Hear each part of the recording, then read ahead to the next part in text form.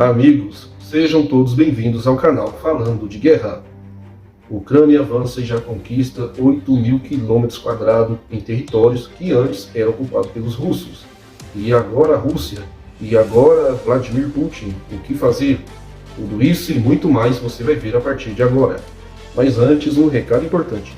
Se você não está inscrito no canal, inscreva-se agora e também ative o sino das notificações para você ficar a par dos próximos vídeos. Também convido a todos a fazer parte dos nossos grupos no Telegram e no WhatsApp. Os links estão todos na descrição desse vídeo.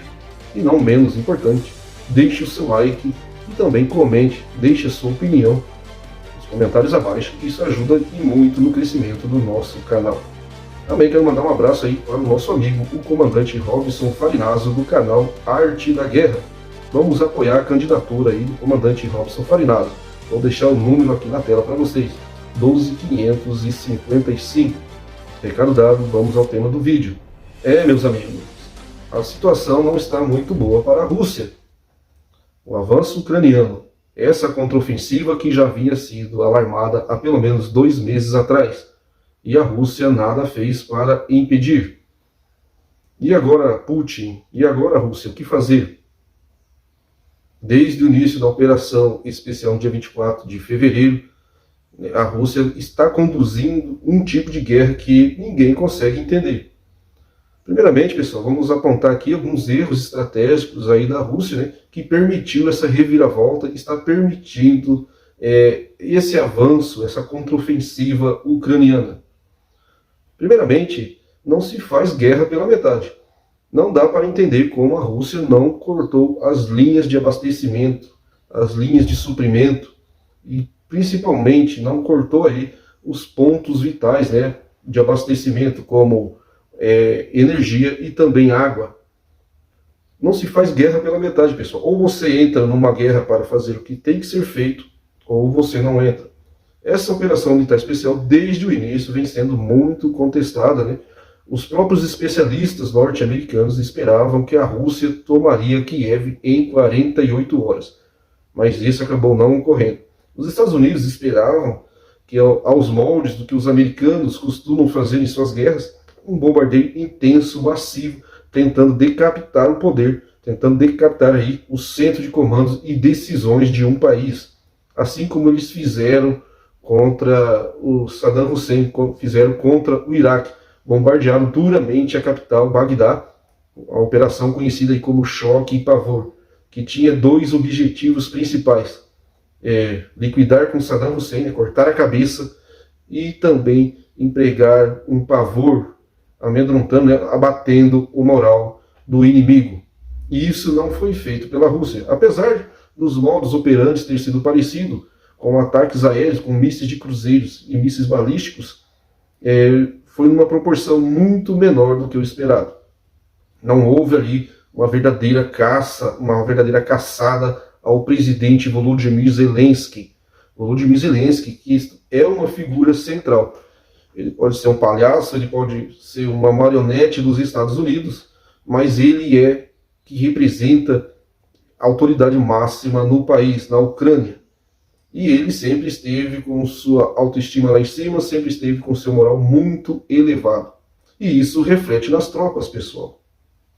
Por isso, ao meu ver, um dos maiores erros da Rússia na condução dessa operação foi não ter tentado decapitar Zelensky. Se não conseguisse eliminar, pelo menos, os locais onde ele possivelmente deveria estar, isso já seria um trabalho para a inteligência russa, mapear os pontos onde Zelensky poderia estar.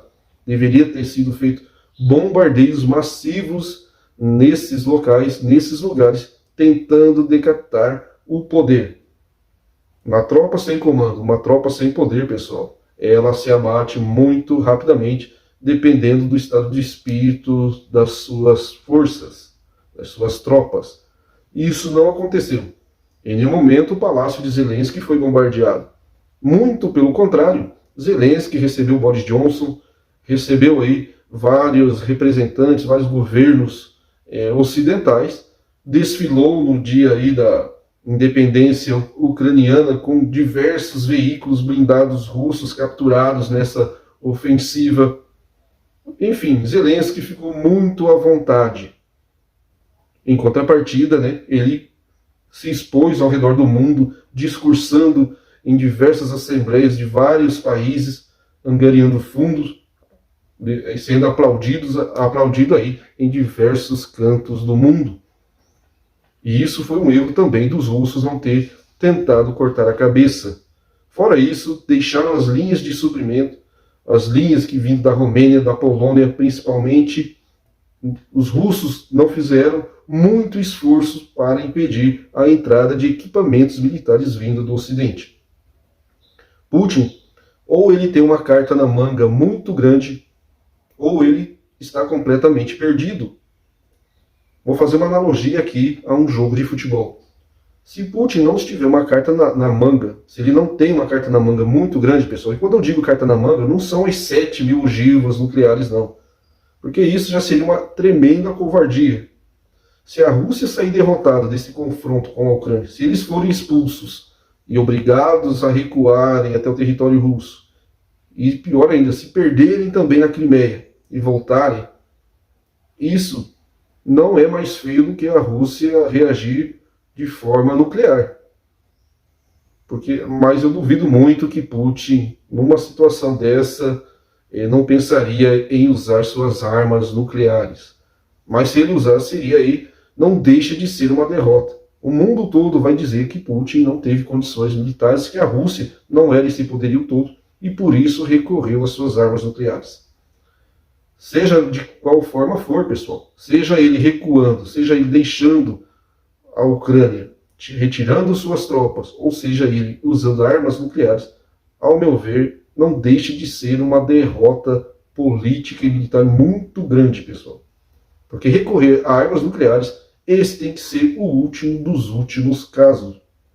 Isso aí tem que ser numa iminência muito grande da Rússia ser completamente invadida e destruída, o que não é o caso até agora. Putin parece um jogador de futebol que entrou ali no meio campo e não sabe o que fazer. Não sabe se ataca, não sabe se defende, não sabe se prende a bola, não sabe se toca mais rapidamente.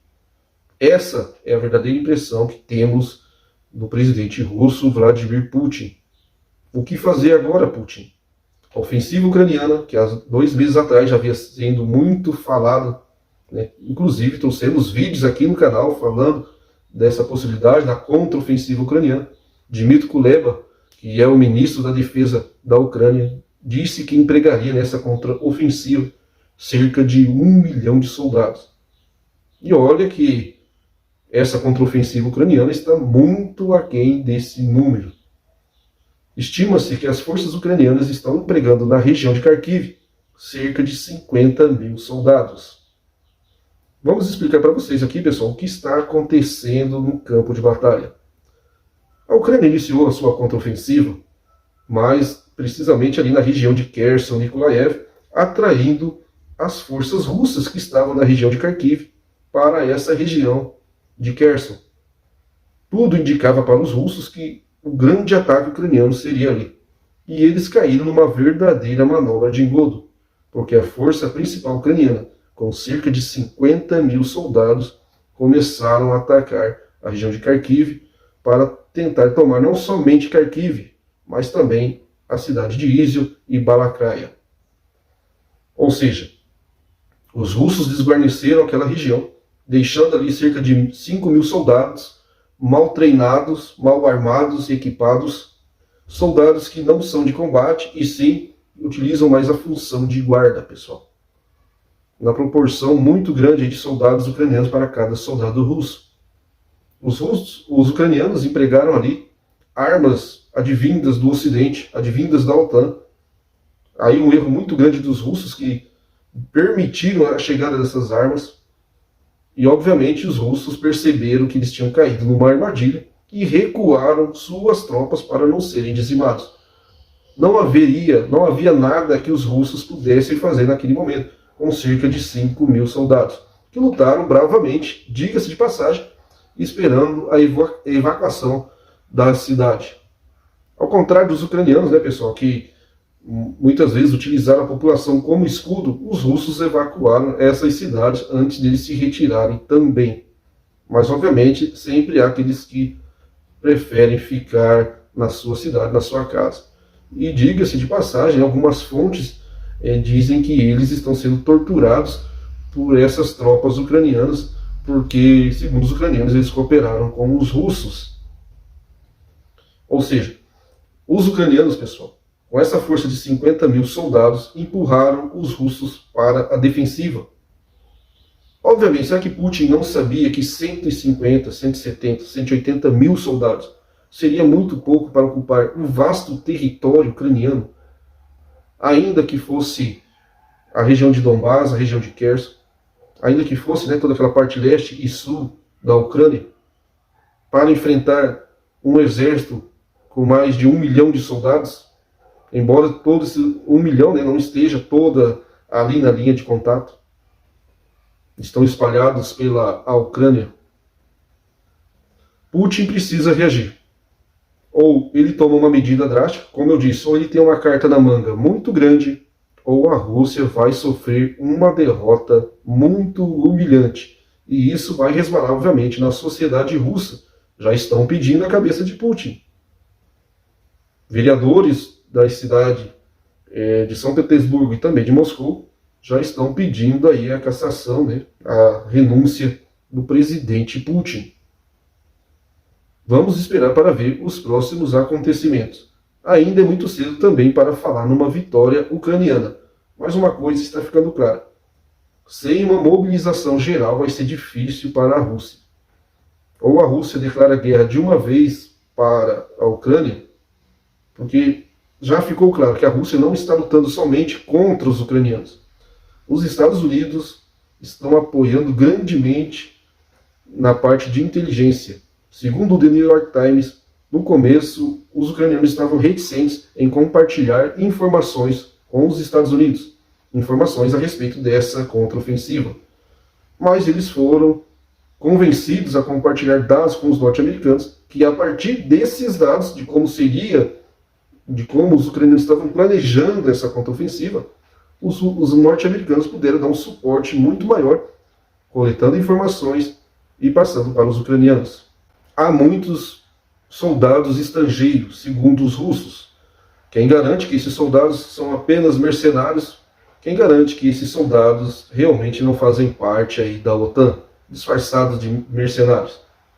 Ficou óbvio desde o começo que a Rússia não estava lutando contra somente a Ucrânia sozinha. Vamos esperar, pessoal. Vamos aguardar. Mas cada dia que passa as notícias não estão sendo boas para a Rússia. Eu vou ficando por aqui. Qualquer novidade eu volto para informar. Um forte abraço a todos e até o próximo vídeo.